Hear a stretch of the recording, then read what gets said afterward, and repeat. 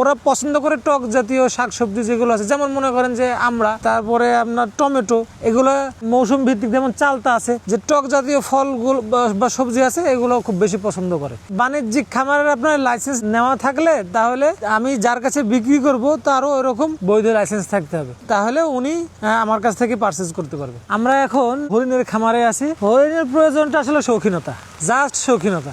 ব্যবসায়িক দিকটা ওইভাবে নাই বললেই চলে, ওইভাবে আমাদের দেশে মার্কেটটা গড়ে ওঠে নাই। হরিণের রোগ প্রতিরোধ ক্ষমতা অনেক বেশি, যেহেতু ওয়াইল্ড অ্যানিমেল, রোগ বালাই নাই বললেই চলে। লালন পালন খরচও অনেক কম। হরিণ লালন পালন করতে গেলে অনেক কঠিন শর্ত আছে, সরকারি লাইসেন্স গ্রহণ করতে হবে। সরকারি লাইসেন্স গ্রহণ করতে হলে নির্দিষ্ট শর্তাবলী আছে, সেগুলো পূরণ করেই আপনার হরিণের খামার করতে হয়। সেই ক্ষেত্রে বাণিজ্যিকরণের বাধাটাই এইটা আর কি। 9 বছর ধরে আর কি হরিণ খামারটা রানিং আছে। আমরা শুরু করছিলাম 5টা হরিণ দিয়ে।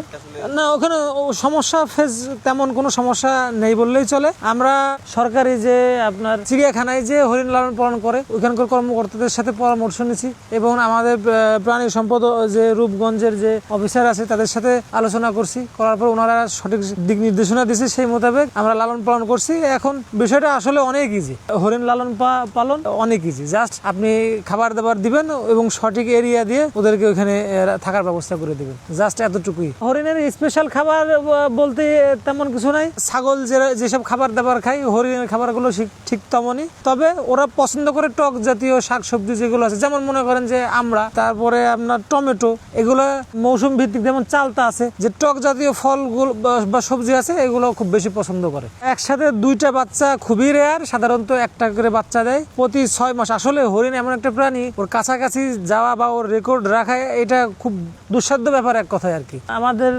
যে চিড়িয়াখানার যারা কর্মকর্তা আছে তাদের কাছ থেকে আমরা যে তথ্য পাইছি সেই অনুযায়ী বছরে 2বার বাচ্চা দেয় এবং প্রতিবার 1টা করে। আমাদের খুব রেয়ার কেস 2টা হয়েছে। আমাদের খামারে একটা ঘটনা এরকম ঘটছে যে একসাথে 2টা বাচ্চা হয়েছে।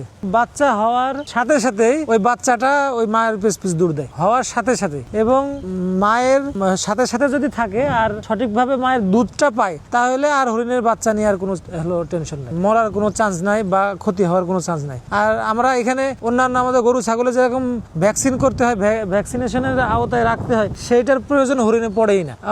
ওই রোগগুলো হরিণের সাধারণত হয়ই না। ওরা তো বনে থাকতে অভ্যস্ত, ওরা তো বন্য প্রাণী, সেই হিসেবে ওদের রোদ বৃষ্টি ঝড় ওইভাবে ওরা অভ্যস্ত।